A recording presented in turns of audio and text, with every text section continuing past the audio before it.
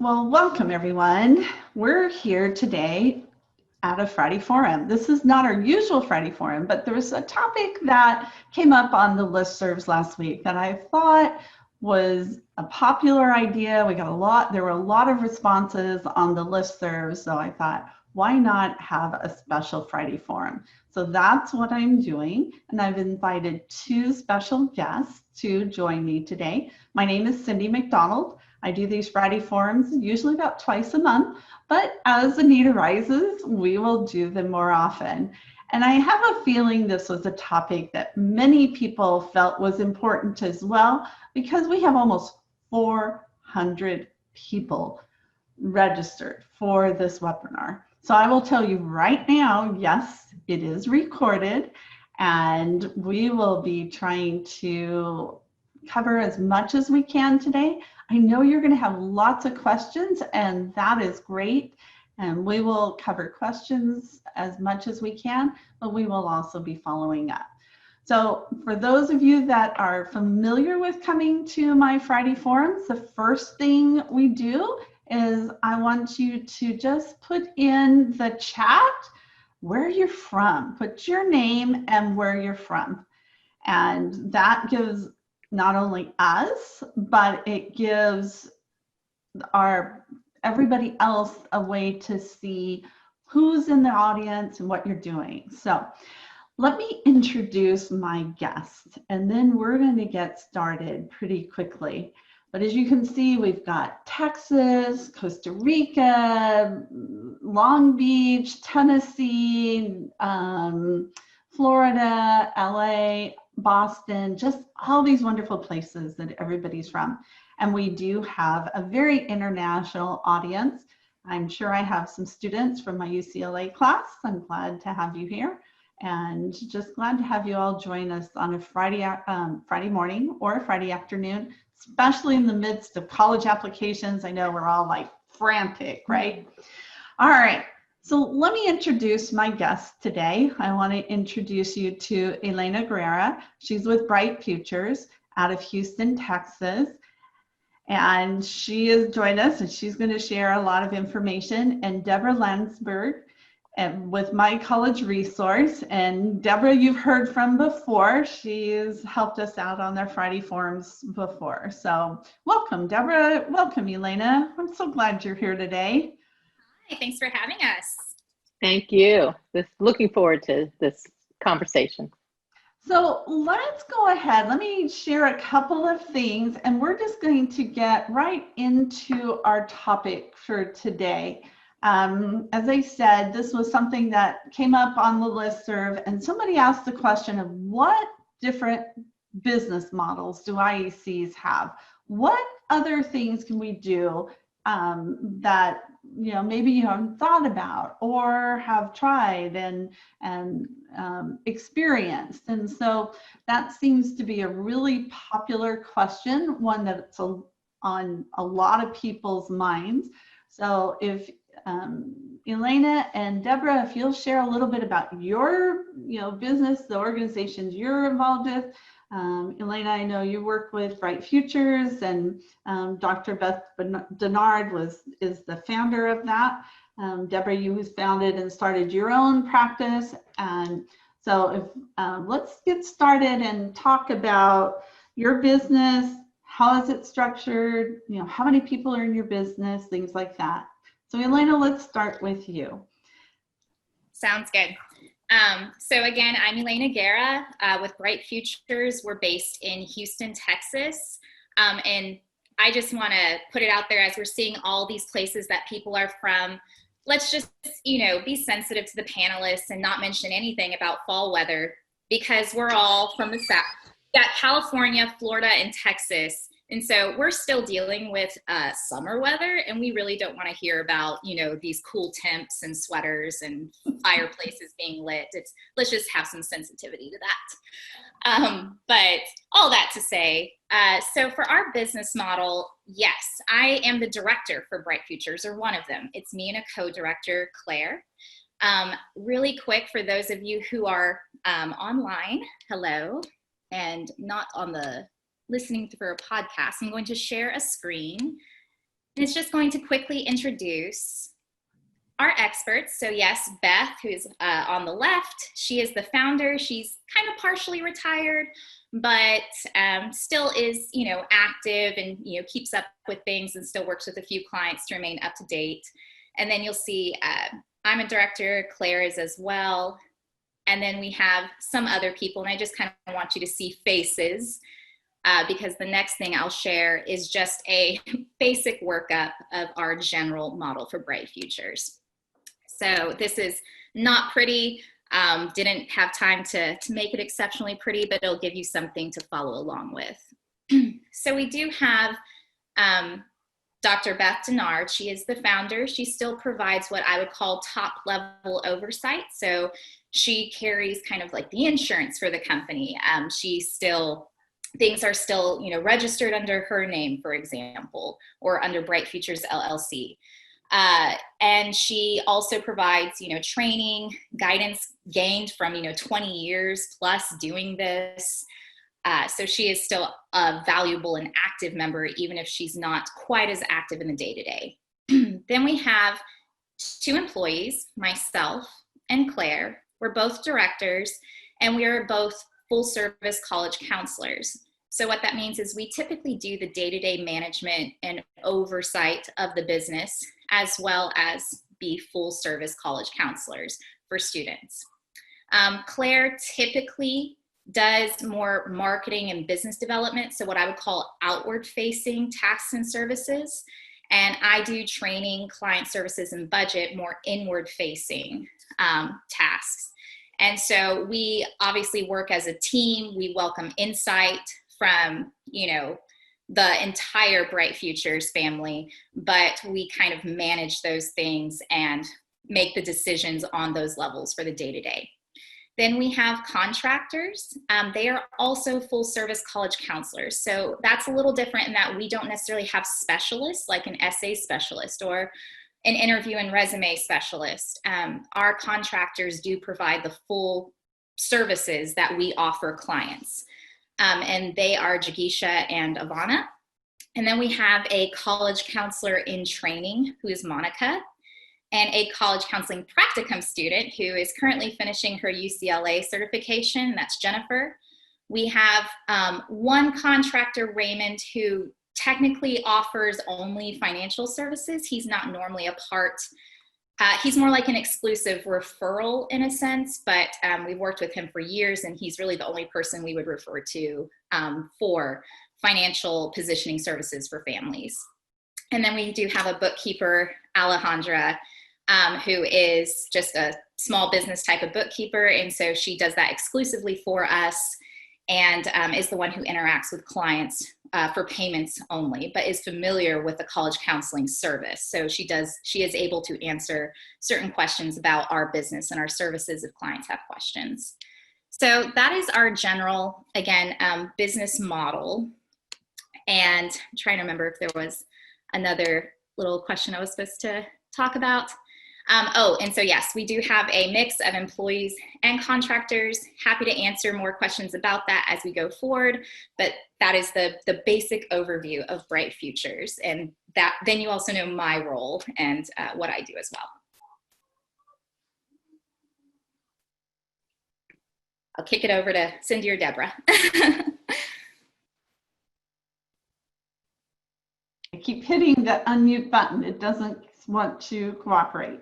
So I find that interesting, and thank you for sharing the visual as well, because you have both employees and contractors. So we're going to talk about that because that's a really important thing for us as IECs to understand that difference. And I know, Debra, you've had quite an experience with that. So let's have you share now what your experience is, how your practice is set up, and a little bit more about your business and how it's structured.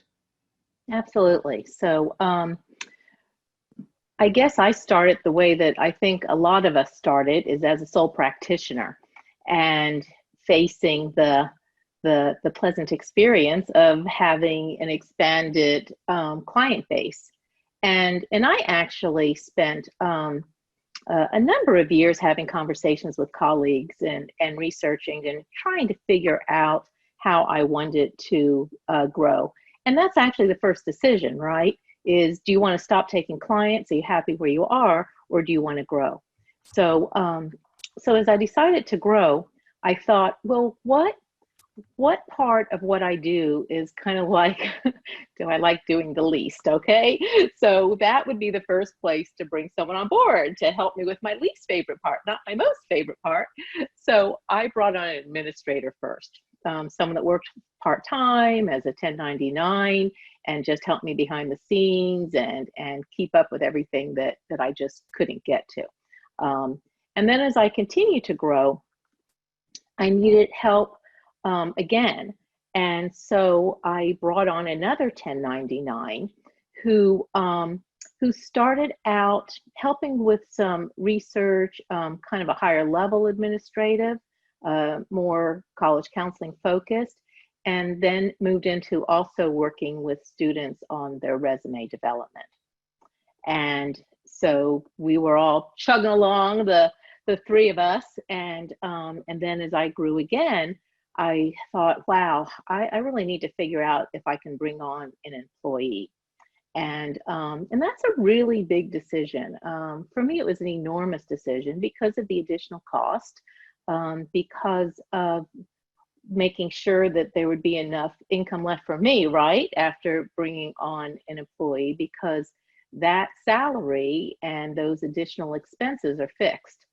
So I tried a few different conversations. Nothing was really kind of gelling.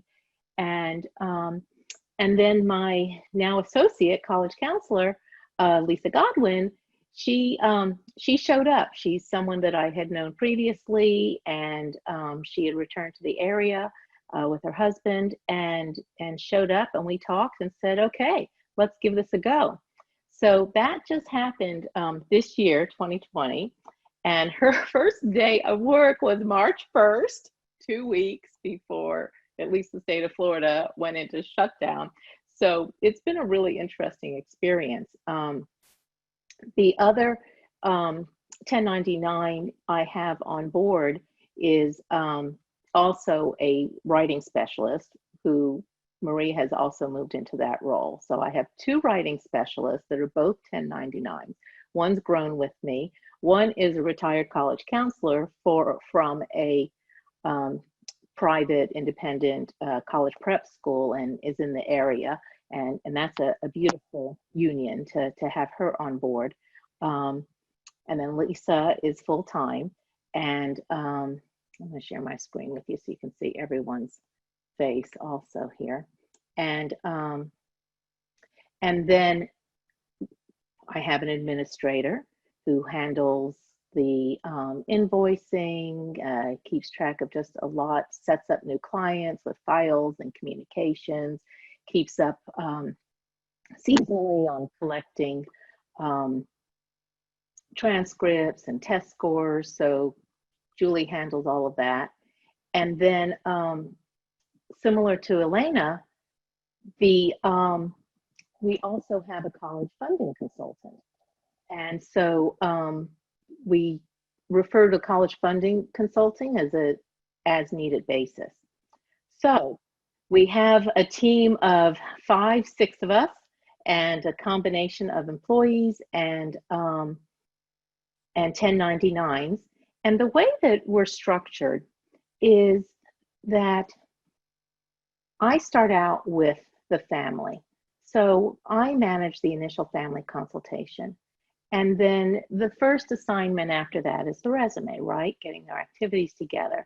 So the student will then work with either Lisa or Maria, and then they will continue to work with the student through all of the writing and self-reflection parts. I will take care of the college list and any other big picture items, summer programming, planning when to take the SAT, ACT, any of the big picture points. And then Susan will come in and help with writing, with essays and supplementals. And then I wrap up again with the student, finalizing college list with the family, and reviewing the final college application. Any communications with colleges, I'll prep the student, interview prep, I'll prep them for that. So the way that we keep it very streamlined for the family is they know that I'm the big picture person and there's just one of me, and that for all the self-reflection and writing and kind of that middle part of the process, they're going to work with Maria or with Lisa or with Susan. And then to pay attention when they hear from Julie, because we need that information back. And then I bring in Dan as the college funding specialist to identify the FM and IM EFCs so that I can use that information in building the college list. So I think that kind of covers the structure. One of the things I want to mention is when the pandemic started and I had Lisa on board, and she has tremendous strength with social media, we started doing Friday updates and college chats once a month. So we have a little bit of a social media presence, and we created another arm of our business called Best Fit You, which is a self exploration and career matching program. So we kind of had some time to get creative, so we utilized it in that way. Very good, very good. So you've both shared how you have a mix in your business of both employees and independent contractors. And when we use the term, you hear the term independent contractors or 1099, those are pretty, those are either or. I mean, they're the same thing basically. And I will share a little bit about my experience. And I've had my practice for over 30 years. And so it's gone through lots of different phases and dimensions. And when you reach that point, especially this time of year, when you're thinking there are just not enough hours in the day to read the essays, work on the applications, to answer parents' questions, respond to student texts, I need some help. And then the question becomes, well, what do I need help with? And what am I willing to let go of? So Debra, you've explained where you put the process and how you keep control of that. And Elana, you have a way in Bright Futures of how to keep control of that. And I had this conversation this morning with Nagla, who's on the call here. Hi, Nagla, and we're talking about that. We don't want to let control off. And so those are some things to consider when you're looking at how do I expand my practice and what is that going to look like? And I want to do a shout out right now to Jenna Schulman, because she's the one, it was her post on the listserv that said, I need a different business model. What's out there? And look what you generated, Jenna. It's been tremendous. So, but I want to give you guys some tips, and I've done it all. I started off the very first time I brought on somebody, I trained somebody as a consultant, and I brought them into my practice, and then I gave them a percentage of their contract fee. So whatever that student that they work with, they would get a percentage of that. And so we did that. Well, the problem I ran into is that person then left. And I had paid her all the money up front. So then she's gone, and for good reason, there was no problem there, but I found out my model had a flaw in it. And so she left. I still had a student who needed to be serviced under my business. And so I ended up servicing that student, and then I didn't get paid for it because all the money had gone to the associate. So then I said, okay, well, that model doesn't work. So let's do associates and give them a percentage, and I'll spread it out. Now, most of you know I'm in Central California. I do not charge my families everything up front. They're not affluent. They can afford it over a period of time. So we do payment. We do a payment plan. It works great. We can talk about pricing and things like that another time. But so I said, okay, here's the payments that the family has. here's what your percentage is. And so I just proportioned it out, and I had a formula that I would give them that part over a period of time. And so that worked out fine too. But then, you know, that's hard to keep track of. It's complicated. And when you add in more students and a person's earning more money on an independent contractor basis, that's really, it was hard to keep track of. It was hard for me, it was hard for the business, it was hard for the people that was working with me. And so, so that was one model that we tried, and I found the flaws in that. And then I talked to my accountant, and this is one message that I want you all to remember. And those of you who've sat in on sessions with Jamie Dickinson, she'll tell you this too, is you've got to remember when you're in your consulting practice, you're not just paying yourselves. We're like doctors or dentists or attorneys, right? We only get paid for the time we spend. And so you need to make sure that you're do it a third, a third, a third. This is what my accountant said. Make sure your third goes to your business, a third goes to you as your, you know, your income, compensation, and then a third goes to your profits. So when you're setting prices, this applies to prices in general, but when you're hiring or expanding, you need to keep that formula in mind so that you're not, you know, if you're paying 50%, 60%, you see these questions like, how much do you pay? I paid 50% and then went up to 60%.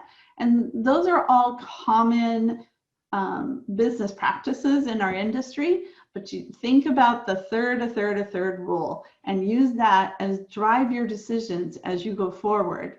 And so in the end, I have found the best thing to do is to have and, you know, pay people on a, you know, on an hourly basis. So I still have independent contractors. I have wonderful, Amy does essays for me, and that's great. And I have people doing all my back office, so bookkeeping, you know, any of those kinds of things. I don't have an administrative assistant right now, but I've had one in the past.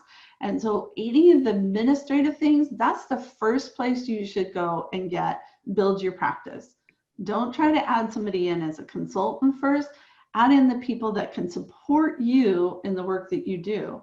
And then, because that's where you're going to make your most money and you're going to spend your most time. So find those support services first. And then when you get to a point where you can't service all those students with those support services, then you bring in other people. So, so what are those are my tips, and that's been my experience over the years. So I do not have employees right now. I still have an independent contractor, and I see a comment about, you know, how can you do that in California? She's able to do independent contracting with anybody else as an IC. She's not doing exclusively for me. And so she does still qualify as an independent contractor. But there are pros and cons to doing employees. So Elana and Debra, do you guys want to respond to that? What are the pros and cons to have an employee versus a 1099? And you're, as you said, we're all three in different states. So it's a very state specific, you know, because what's in Florida and what's in Texas, what's California or in Rhode Island or Hawaii or other countries is going to be different. So you have to check with your own state to see what those laws are. So what have you found? What are the pros and cons? I don't mind answering first. So I know a couple people have asked questions just generally about contractors versus employees and how to differentiate that and all of that jazz. I will say that in Texas, the primary difference between contractor and employee, besides how you pay them and the taxes situation, is what you require from them and like mandate as far as their responsibilities. So for example, you know, requiring contractors are there to do, quote, their own service, so to speak. They function as such, kind of as an independent, but you can, you know, require that they, you know, reflect your business model or deliver services kind of in that way, but you can't necessarily control how the output of the services. So a lot of it is how they work and what their kind of work functions look like. And so that's how, but an employee, you can make certain additional requirements. So we took a lot of time to kind of sort through that and everything. So I would say a benefit of contractors is it does allow people to, and we can answer more questions about onboarding and everything later, but when someone is interested in coming into your business, whether you can afford them or not as an employee, let's ignore that question. But coming in as a contractor, it allows them kind of get their feet wet a little bit to experience what your company culture is like, what services you provide, how they fit in, without necessarily tying yourself in terms of like taxes and employee protections and requirements. And then if it ends up not being a good fit, it's a lot harder to cut ties. And to end those things or to adjust differently. But again, a contractor, there's a lot more flexibility. And then if your budget allows for it, and some time has passed, 6 months, a year, 5 years, whatever your model is, then you can have that conversation of adding them as an employee. And I think this is a great group because we have very different perspectives, because I basically started with a Debra. So Dr. Bernard, founder, I approached her and she only had a part-time office assistant and 2 people who helped with seniors, applications and essays. She had never thought about training somebody in the full service, had, not really done that, didn't know if she could even afford an employee. She wasn't really a business-minded person. And so it didn't want to mess with that. So I kind of approached her and pitched it to her, started as a contractor, and then eventually became an employee, recruited her daughter, who is now my co-director, helped train her up. And then we also brought on contractors. And so I kind of helped build the company to what it is now and formulate those models and figure out that training and, the differentiations between things. But I've never actually been a founder. I've just been the person dealing with the founder and what that may entail. So lots of different perspectives here. But Debra, if you want to hold on just a second. Elana, I want to pick up on a couple of things you said. First of all, you came in with an idea, and you mentioned that Dr. Bernard was not a business person.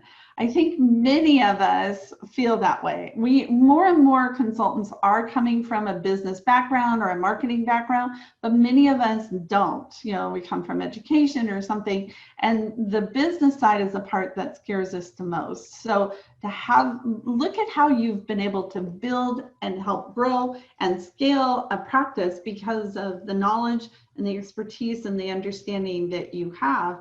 And this is why it's such a valuable thing, because you are able to complement and bring in something that both benefited and helped enhance a business, and it made it much less effort for the founder to be able to do that. She could have never done that on her own without you. Absolutely. Right? And I would say that's like one of the tips I can talk about later, because we're not doing tips right now, but is, figure out what you don't want to do or that you're just not interested in learning, and like you said, find somebody who can do that. I happen to put myself in front of her. She didn't even have to look. I just showed up on her doorstep essentially. But that, don't be afraid don't try to do everything if you are trying to expand, look for the areas that you want help with. And I just happen to provide that and want to do college counseling. But that's kind of what we provide now and why we have only full service counselors work with us, because we do attract, we've never recruited. Not a single person there, including myself, was recruited. We just have had people approach us and say, I'm interested, except I don't like the business part. And you guys seem to have this business model.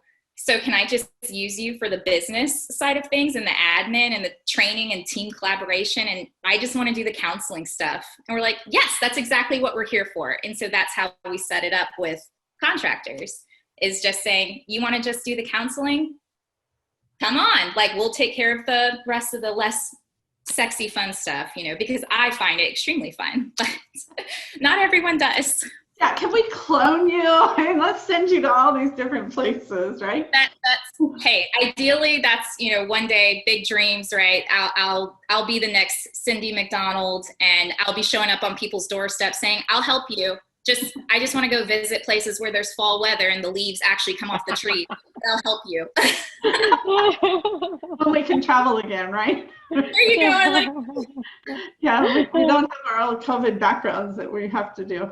Mhm. So Debra, talk about that. The business, independent versus employee. That was a big step for you to go to an employee this last March. What prompted you to go that direction?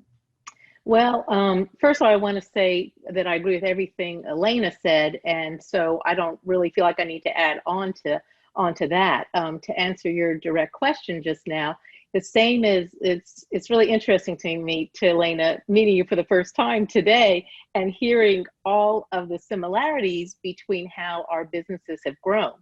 I've grown organically also, just like you said, Elana, that you went and approached Beth. That's how Lisa came to me. It was totally organic, and I tried to search out people, and as I mentioned when I explained my structure, it just never quite came together. So, and that's hard for those of you out there that they're like, organic, I don't know anyone that might be interested in this. So the interviewing process, I think, is tricky. Elana, I want to ask you about the additional counselors that have come on board that just like to do the counseling part. Do you all follow the same model, or they do just have practice the way that is their own style? Actually, I'm happy. I literally just typed in like, hey, there's a good questions here of like, if I get a chance, next I'll talk about how independent contractors kind of operate it, like in terms of our model, and like how that affects earnings or how they're paid out, basically. So there you go. We're on the same page. For our independent contractors, so first, our business and most IEC businesses are, I would say, majority referral based. So like, you work with a sibling, a friend of a friend, the cousin's friend, whatever. The PTO mom talks to this PTO mom, etc. So like probably 80 to 90% of our clients come in that way. So Bright Futures is 20 years old because of when Dr. Gennard founded it. So we have a lot of existing referrals come in that way. So as employees, Claire and I work with people who are typically old Bright Futures clients, or know from that, I've been there long enough where people have started asking for me, for example, specifically, but a lot of them are like, you worked with my kid 10 years ago, and now my youngest is coming through.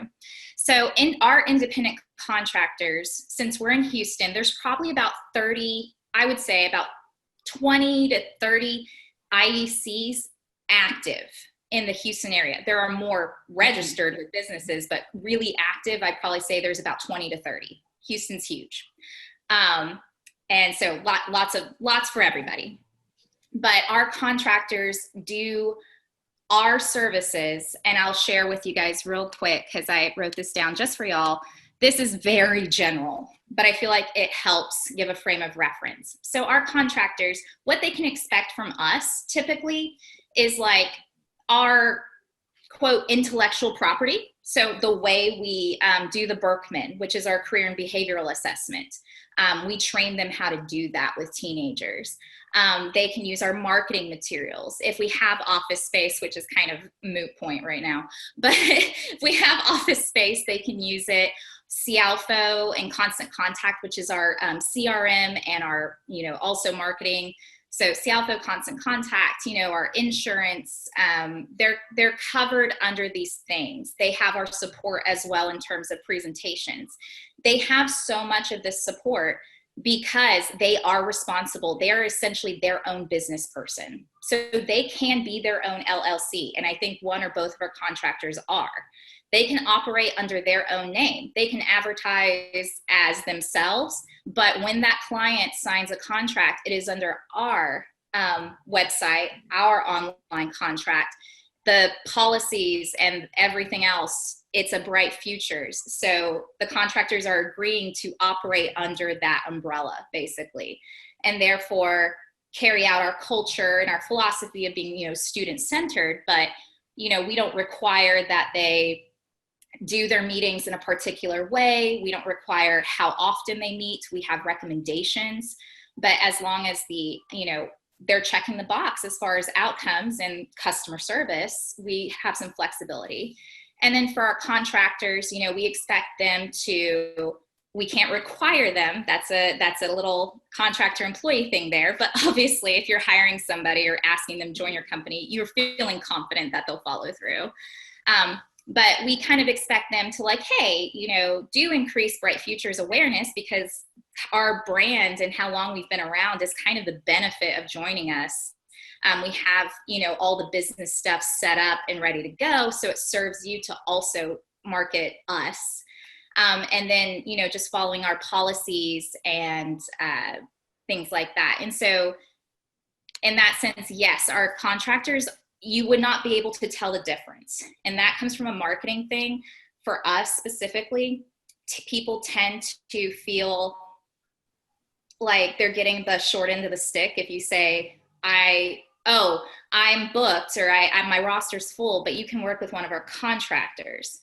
Mm-hmm. Hearing that does not sound the same. So we do not call them that. They get to pick their own title. They can be called whatever they want. College counselor, mentor, doesn't matter on the website really, but we call them just, we have a college counselor. We do not call them contractors, and we don't treat them as such. We really, the only difference is how they are paid out. And so they are paid on commission. Basically you eat what you kill, in a very general term. They bring that, whatever they bring in from their own marketing. And, if somebody calls in, I am careful to check where they were referred from to see if it was a contractor's presentation or a contractor's client.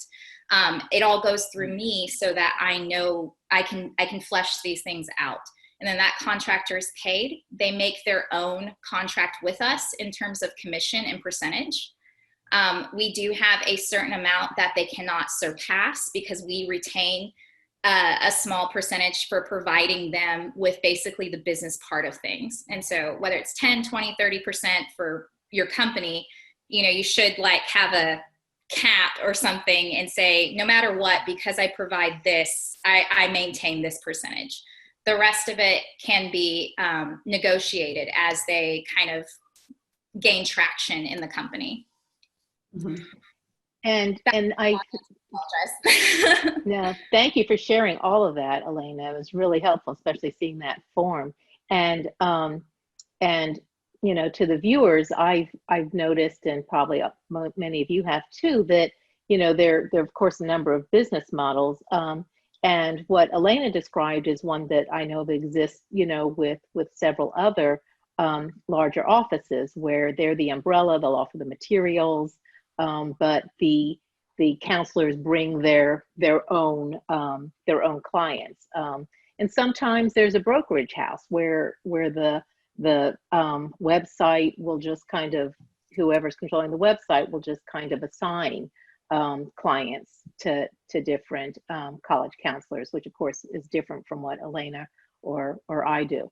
Cyndy, there were some questions. Do you want me to answer those? Yeah, there's a couple of questions. One that in the live box asked quite frequently is, do you have physical offices?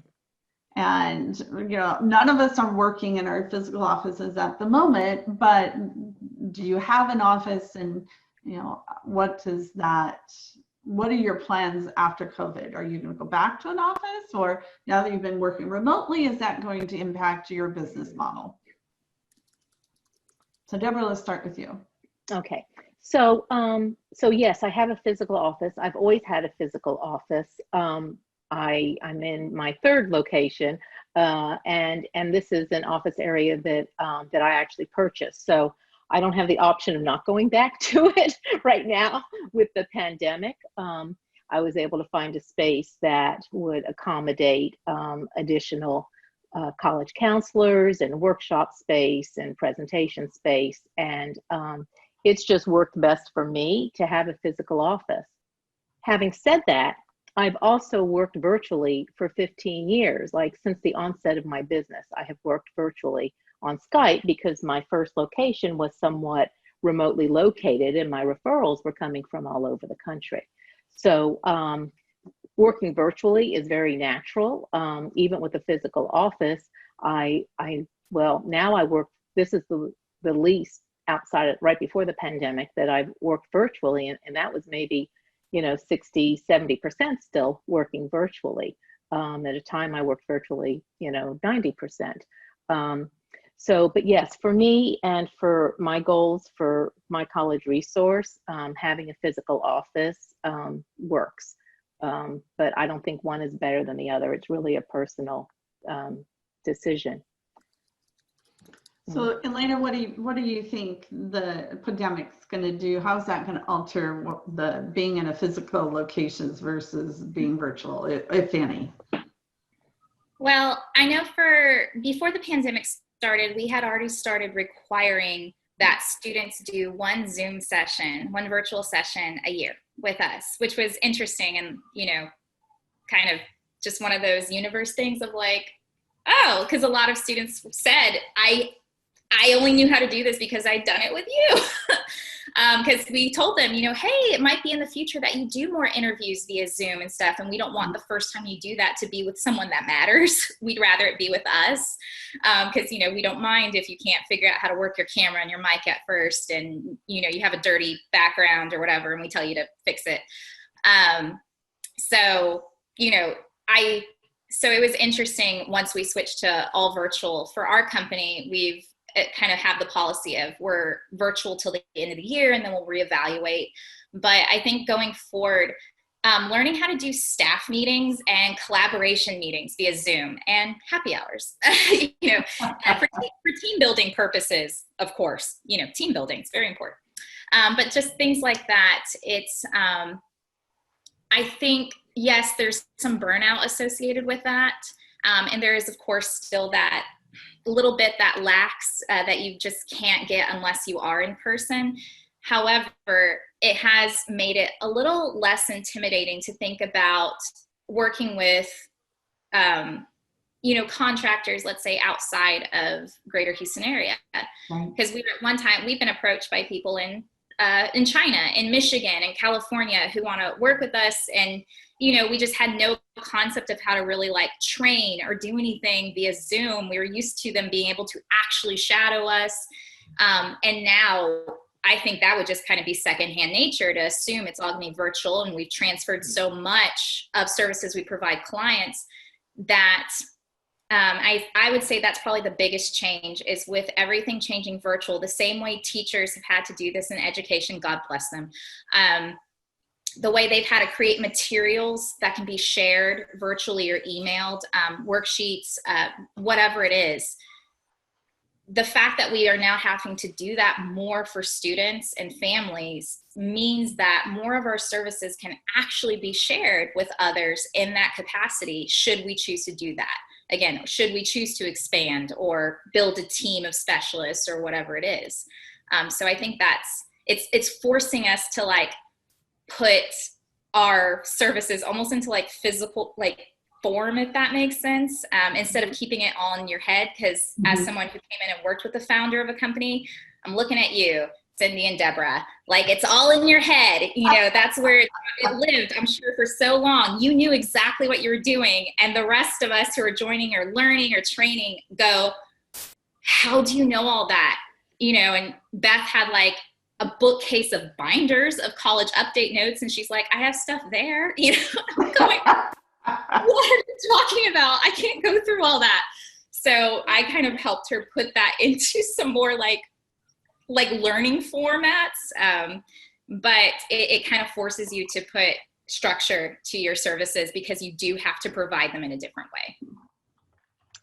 That's very true. Go ahead, Debra.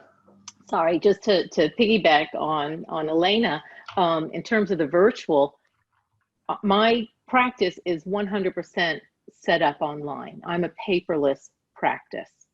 And so when Lisa came on board, for example, she shadowed virtually, because we went right into the pandemic after 2 weeks, shadowed me virtually online, shadowed Maria online.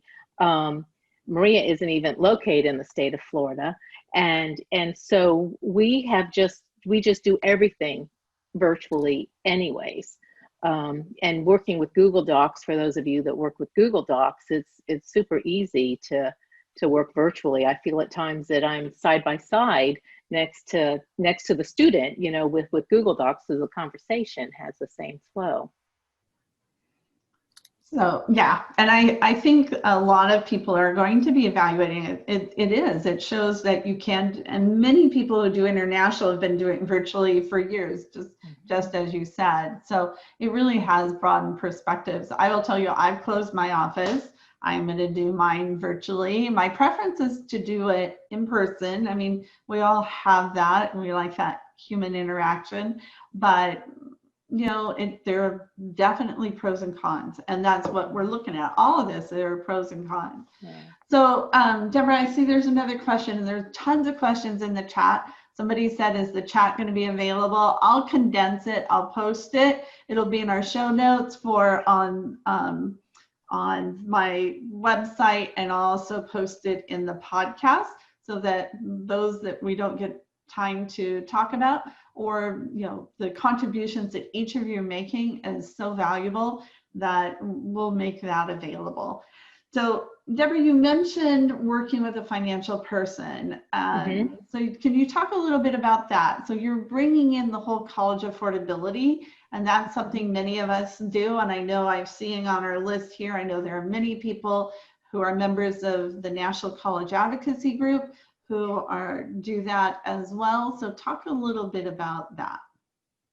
So for me, when I decided to, it started with the college funding side of our profession becoming so detailed and extensive.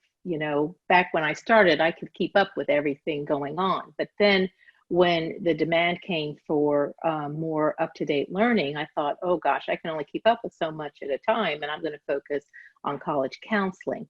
So I started looking for someone that I could refer to or that I could partner with in some way. And it took me a little while, because what was important to me, and this isn't necessarily for anyone else, but I wanted someone that was not also advising for financial investment. That was just my comfort zone with my clients. So Dan and I got to know each other, and what he does, and this gets to what the actual question is to build a college list, we need to know the college budget, right? And so that conversation gets really in depth in figuring out that EFC, the federal methodology, and the institutional methodology, EFCs. So what I do is, part of the package that I offer, the larger package that I offer to my families, includes an hour with Dan. And Dan just works with them virtually, and he provides back to me, because I don't need to know anything else about their finances. I just need to know their FM and their IM EFCs so that I can build the college list with that in mind. So they work with him. If they want to do additional work with him, they're free to do so. And then he provides me what I need to be able to best serve the family. So that's how that part works. Actually, what I mentioned, we start doing these monthly college chats. So with the month of October, we did one on Wednesday, and then we did an update today, our weekly update on Florida Bright Future, since we're in Florida. And then Dan's going to join me on Wednesday, and we're just going to kind of dig in and chat and just, have fun with it and just go deeper on the topic. So yeah, and I just looked to see if he was on the call. If he was, I was going to call him out, but I don't see him on here. But yeah, Daniel Bisek. If somebody wants to learn more, and we've just got about 10 more minutes here, if they want to learn more, have specific questions for each of you, how do they get a hold of you? So I can type in my personal email, or no, I'll type in my phone number too.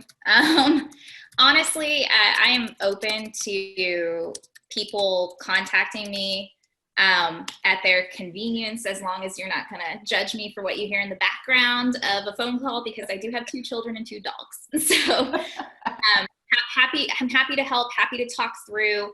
I do already have a mentee. I can probably take on like 1 more because we do have a practicum student too as well. But in general, I think all of us really, go on the Facebook groups for one thing. You're going to get a lot of information there just in general that is really helpful. But if you have specific questions about our business model, first browse our website. We put our prices on there. So some of you are asking about us package services and pricing and how that looks. We actually have that listed in our website. We're one of the few, I think, that actually puts their prices on there. So those who are asking, can contractors adjust the price? Sure, but the client's going to go and see, it's not like they can increase the price because our prices are out there. If they do a deal, it impacts their commission, not what they pay us. So again, a lot of our model and everything is listed on our website, but happy to answer specific questions. And Deb, I see you've put your email in there, and I've got my email too. So Jennifer is asking about a virtual assistant for administrative work, and I've seen that question as well. Any experience with that?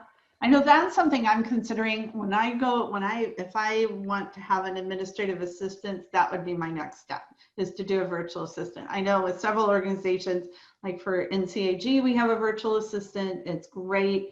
It's a great resource and opportunity and a way to bring things in without having to pay somebody full-time or bring somebody on full-time. So how does, any experience or thoughts on that? Elana, have you ever done? We have explored virtual assistants, both, quote, in-house, or I'm calling it in-house, in the country, out of the country. We've explored different companies. For us, IEC business to me is so specific, and there are so many very specific questions families will ask. It's pointless. We'd have to train them in our business to be able to answer questions effectively. Right now, the same way I gave out my phone number, that is how people reach us. All office calls are forwarded to my cell phone. And so I literally talk to everyone who doesn't have a specific counselor's cell phone number. It all goes through me. And because I know everything, I'm the fount of knowledge here, but I can answer that. And essentially they are getting a person with the company. And so I can kind of handle all that. Now, if we had a model where we had hundreds or thousands of clients, no, I could not operate like that, but we don't have that size or capacity right now. So it does work that I'm the admin. Yep. I have that role, but so when you think of a virtual assistant, think carefully about what you're going to be asking them to do and how that is specific to being an IEC, because your model is going to operate differently. Very true. Very true. Very good words of wisdom to consider. So let's close. Go ahead, Deb, and then we're going to close with 3 tips, and then I have some things I want to share. Go ahead. Yeah, I was just going to say, with a virtual assistant, for me, whenever I considered it, I felt like I would need to open up all of my business files, because I'm to someone I don't know or don't meet or don't have any type of control with their interactions with my business files. So for me personally, I wasn't comfortable with that. And that's another thing. So what 3 tips, what 3 takeaways would you like everybody to have? So Debra, let's start with you. All right. So first of all, I would suggest to take time. This is the same as what we tell our students. Take time to self-reflect, right? And to really identify what your priorities are and what your values, what you want to accomplish. Then the second step is what you're doing right now. Gather idea on various business models. talk to our colleagues and do some research. And then my third tip is just to really truly move slowly, be thoughtful, be intentional, and it's okay to take your time with it. Know where you want to go, research, plan, and do it. And do it. I think that's the research, plan, and do it. I love that. Elana, what are your 3 tips? So 3 tips. I would say, 1, if you're an individual, and again, I have not been this person, but I have worked with this person.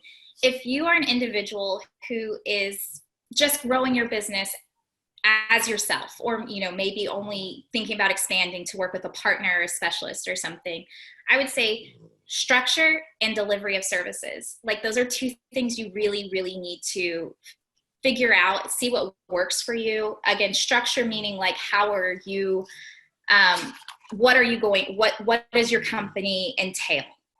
What is that going to look like? Are you going to be the owner? Do you want to partner? One day, do you want to always be providing all the services? But structure, and then delivery, meaning, again, package pricing, format, Zoom, in-person, office, etc. So that is tip 1. I would also say the decide what you like to do and what you want to do. Those are not always the same thing. Sometimes, we have an aptitude for something that we just don't want to do.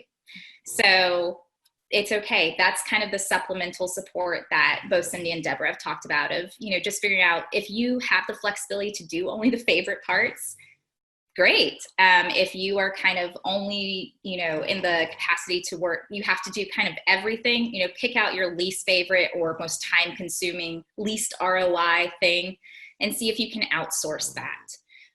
And then last thing is bandwidth.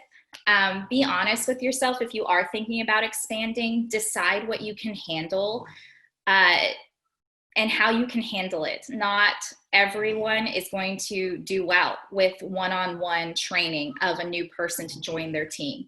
Sometimes you may have to tell yourself, you know what, only experienced IECs do I want to partner with, because I don't want to have to train anybody. Other people are like, I'll create a guide and a workbook and an online course, and that's what you're going to do because I don't have room for it otherwise. But decide how much bandwidth you have to do the expansion, and don't push yourself further than that, because then you are going to deliver watered down brands and culture, and it makes for some really confused employees or contractors sometimes. I've been guilty of that. So give yourself some grace and space. Grace and space. I love that. I think that's, and I would say my 3 tips go along very much with what each of you have said. But, going back to what I said in the beginning, it's so easy for us in the beginning saying, oh, I need somebody else to do what I do, but really focus on those administrative things that you can put out there, and then bringing in somebody as another consultant, that should be your very last step, because it's much easier to bring in that administrative support and gives you time to do what you said, Elana, take it out of your head and put it in a way so that you can create processes and, ways to pass that on. Also, my second tip is value your time. What you spend, sometimes we spend so much time as IECs, we're worried about paying $10 for a scheduler. That is going to save you so much time. You worry about the 2% on paid for credit cards. Oh my gosh, it saves me so much time. It's well worth it to have that so that I can take credit cards. So value your time and yourself, and that's going to give you rewards in the end. And then that kind of goes along with the third one, which is pay yourself. Make sure, remember that a third. It's so easy for us to think about everybody else. So this goes back, well, how much do you pay your consultants? Well, if you go by the a third, it's a pretty easy calculation. And now remember to not only pay yourself, but you have to be covered your expenses. And when you're doing things like you talked about Berkman, things like that, make sure you cover those in your costs.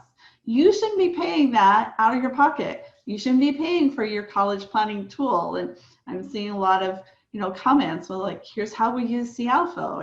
And I'm sure people, this is how they use College Planner Pro or Counsel More or Guided Path or, any of the other tools out there.